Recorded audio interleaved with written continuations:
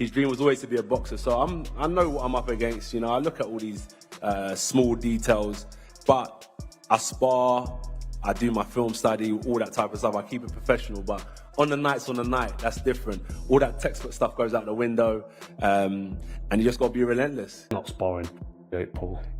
They're moving around with him, touching him up with a little jab and a little technical bull. So they're not sparring him. Lawrence Okoye's quite a good puncher. He's big now. Jake Paul's not good enough to spar with him. But, I mean, you got to give it up to Jake Paul. He must have a big old nut sack on him to think he can go in there and take out Anthony Joshua. I'm fired up for the fight, but I also am a little bit scared for Jake. This time, Anthony Joshua didn't need to throw a punch. He delivered a warning. In a cold, deliberate message directed at Jake Paul, the former heavyweight champion made it clear that boxing isn't a space for chasing attention or viral moments. With calm authority, Joshua drew a sharp line between promoting fights online and enduring them inside the ring, making it clear that if Jake steps beyond that boundary, the consequences won't be about publicity. Thank you for having me. Well, you got to give credit to Jake and his team. They reached out to me, to be fair, and it was a great opportunity for me. So it's an opportunity for me to fight.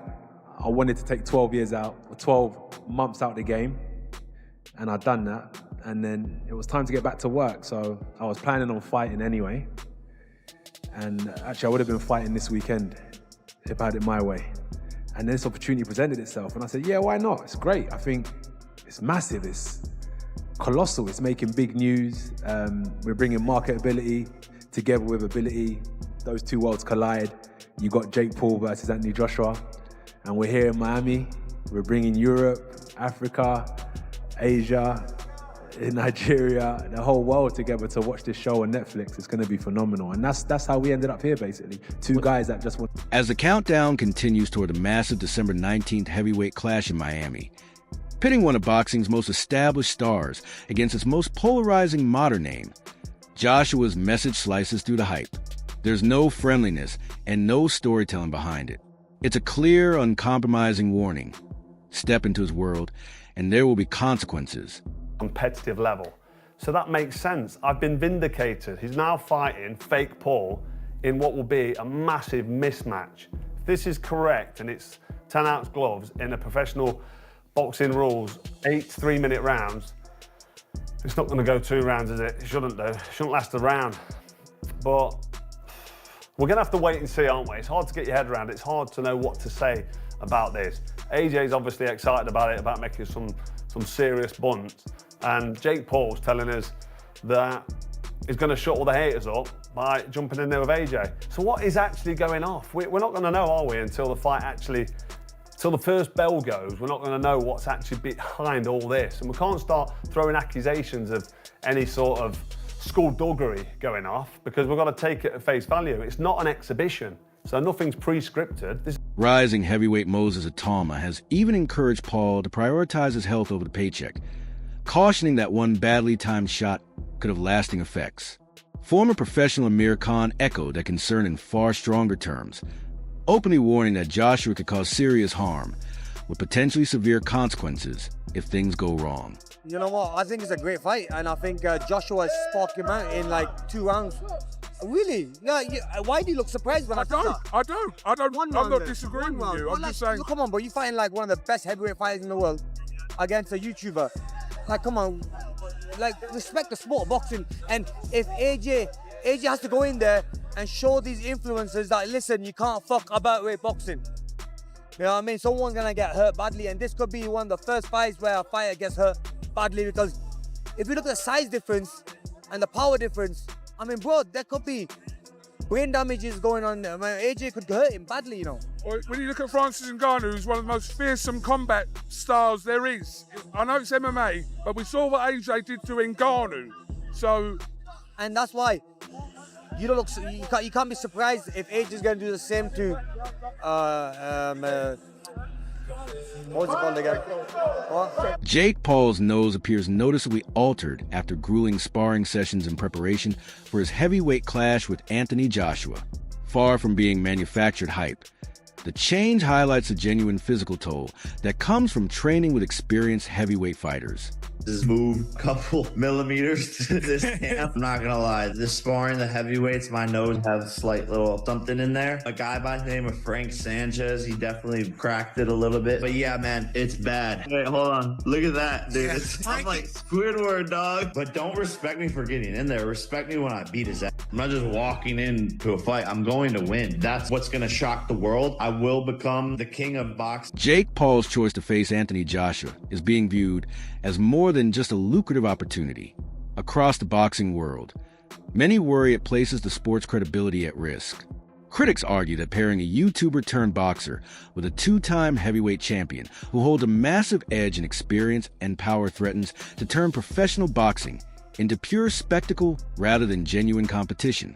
Former champions and analysts have questioned whether matchups like this weaken the sport's integrity, suggesting it risks being remembered as an imbalance designed for attention instead of a legitimate contest. It does go horribly wrong. Who's to blame? We can all say we wouldn't have done it. Anybody would put it on. They would have all done it because the money that's at stake is mad. If something goes wrong, I think boxing needs to have a look at itself because in reality, if Jake Paul wants to have a fight, a real fight with Anthony Joshua, and there's no restrictions at all, then whoever's commissioned that to say, yes, go ahead, you're risking the reputation of our sport. When Jake Paul gets knocked out, if it's brutal, we're going to get that. Oh, this should never have happened. Boxing is disgusting. Jake Paul versus Anthony Joshua. What you think about that matchup, Jake Paul versus Anthony Joshua? I don't know if he's ever sparred anybody that large and that athletic that hits that hard who's not sitting there trying to take care of him. I mean, you see it multiple times when someone receives their first real beating and they're having post-concussion syndromes, they're having headaches, they can't remember things. It changes people as a fighter, and I'm a little bit nervous about that. But I mean, you got to give it up to Jake Paul. He must have a big old nut sack on him to think he can go in there and take out Anthony Joshua. I'm fired up for the fight, but Former world champion Carl Froch has publicly cast doubt on whether a Jake Paul-Anthony Joshua fight will even materialize, telling reporters he remains unconvinced the bout will go ahead as advertised. Froch has also questioned Paul's claims about sparring with elite heavyweights, suggesting that many of the sessions being mentioned may not reflect genuine, high-level sparring. He said he would need to see clear proof before accepting that Paul is truly preparing for the demands of a real heavyweight fight. Sparring Jake Paul. They're moving around with him, touching him up with a little jab and a little technical bullshit. So they're not sparring him. Lawrence Occurred, he's quite a good puncher, he's big now. Jake Paul's not good enough to spar with him. So let's see the footage. Let's see the sparring and then I'll believe it. I still don't believe the Jake Paul AJ fight's going to happen. But I've got flights booked. I'm leaving next Tuesday to go out to Miami. But I still don't believe it's happening. Hence why I've not paid for the flights. No. Someone else has. But someone thinks it's happening. I'm going out there and I'm just intrigued. Like, what's going to happen? Like, what is going to happen? It's a sanctioned fight. It can't be fixed. It's a federal offence in America if that's fixed. They might have gone to Miami because they can be paid and they can sanction it, sign. A British Boxing Board of Control won't have anything to do with it. The New York State Athletic won't have anything to do with it. Nevada won't touch it. But Floridians, they've had it. And because it's not an exhibition, there can't be a TISIT agreement in there because it's illegal. So this has to be a proper fight. And every single boxing fan or boxing guy who knows about how boxing works knows that if AJ goes in with Jake Paul and tries, the fight won't last a minute. Because the first 1-2 he lands, have a look at the Ngannou fight. Yeah. And what happened to Ngannou, Francis Ngannou, who took Tyson Fury 8 rounds. Well, look how that fight ended. If he hits Jake Paul with that right hand, he might fucking snap his neck. You know what I mean? And then it's game over. Tony Bellew has been openly critical of the idea of Jake Paul facing established boxing names, voicing concerns about the sport's integrity. In the past, he strongly condemned Paul's bout with Mike Tyson, calling it a dangerous mismatch and labeling the broader trend of crossover fights as absurd. Bellew has made it clear he's unimpressed by influencers stepping into what he considers serious boxing territory, in previous interviews. Bellew has also questioned the value of Paul's approach to the sport, describing his fights as more spectacle than substance. He's argued that Paul gains little credibility with traditional boxing fans unless he consistently faces legitimate contenders and wins. Similar sentiments have been echoed by elite fighters such as Artur Beterbiev. Following Paul's fight with Tyson, the undefeated and undisputed light heavyweight champion, known for his perfect knockout record, publicly challenged Paul, urging him to test himself against true world-class opposition rather than high-profile names from outside the sport. Better Biv even took to social media to call on Paul to step up, implying that accepting such a challenge would expose him to realities of elite-level boxing inside the ring. What do you make of Anthony Joshua and Jake Paul fighting? I don't know about this fight. No? Are you for it? Is it not dangerous? No, I don't know. I hope Joshua beat him. Do you got Jake Paul or AJ? I know they already asked him, but who do you got? I hope Joshua. Anthony Joshua, Yeah. knockout or decision? Knockout, I hope. For the life of me, I just can't genuinely see him getting in the ring, 10-ounce gloves being on and the bell going. I don't know. Round one. Yeah, I can't see it, and it's getting closer. And as each day passes, I keep thinking. Keep looking for the news that it's off. Yeah. Because there is a few rumours about it. And it's not. It's not. It's not off. And he's sparring Lonzo Cody, and he's sparring fucking how many other heavyweights that are in his camp. And I'm just like, okay, that's great with 16-ounce gloves on, maybe 20-ounce gloves on their guards. You'll not have ever felt anything like it when he touches him for the first time with 10-ounce gloves on. And trust me, he's in for a rude awakening. Absolutely. I totally agree with you. So it looks like the Jake Paul Anthony Joshua fight is happening as far as Tony's concerned, as far as I'm concerned. We're still, until that first bell goes, we don't know. And if it does happen, AJ's getting paid and going home. The matchup is surrounded by controversy, doubt, and constant debate. Some critics believe Joshua risks harming his reputation by taking on Paul, whom many within boxing don't view as a true heavyweight contender. As veteran analyst and former champion Johnny Nelson recently noted, Joshua faces an impossible scenario. If he wins decisively, the result may be written off as inevitable, but if the fight becomes prolonged or competitive, questions could arise about the impact on his legacy. If I can beat Jake Paul, then excuse my French, what the fuck is Anthony Joshua going to do to Jake Paul? I think my dad said that AJ could beat him with his prick, and I completely will back that up. Even if AJ had a broken arm in there, it still wouldn't go past a minute. To be quite honest with you, and as a safety aspect, there's no way that fight can go ahead. At the end of the day, my God, how good does it make me look? He gets beat by Jake Paul. Well, that automatically makes me two-time heavyweight champion of the world, doesn't it? There's no proper way. I've got to laugh about it. How are we even talking about this? He got his nut boxed off by me a little over 2 years ago, and now all of a sudden he's talking about fighting Anthony Joshua. It's like, come on. Like, you can't be serious. He can't beat me. I'm not Anthony Joshua, am I? So for Joshua, this bout goes beyond a payday. There's real pressure on him to deliver a convincing win in order to protect his standing in the sport. Analysts like Johnny Nelson have argued that AJ is stuck in a difficult position. If the fight becomes drawn out or looks challenging, it risks painting him as someone cashing in rather than operating at an elite level. Nelson has also been blunt in his assessment of Jake Paul's place in boxing. While he credits Paul as exceptionally smart in the way he's built his brand and business, he stops short of viewing him as a top-tier fighter. In Nelson's view, Paul is a capable domestic-level boxer earning championship-level money without following the traditional path. He notes that Paul didn't grow up grinding through gyms or climbing the usual professional ladder, instead building his platform online first. According to Nelson, Paul has mastered the business of boxing, but when it comes to proving himself against the highest level of competition, the jury is still out. When they say that, it's going to be a proper fight. I do believe it because AJ's involved, and I think AJ'd struggle to he's going to take enough flack over this, but again, it's money talk. So I think AJ will struggle because it's an all-win situation. If he goes in there and Jake Paul lasts the distance, what does he tell you about AJ?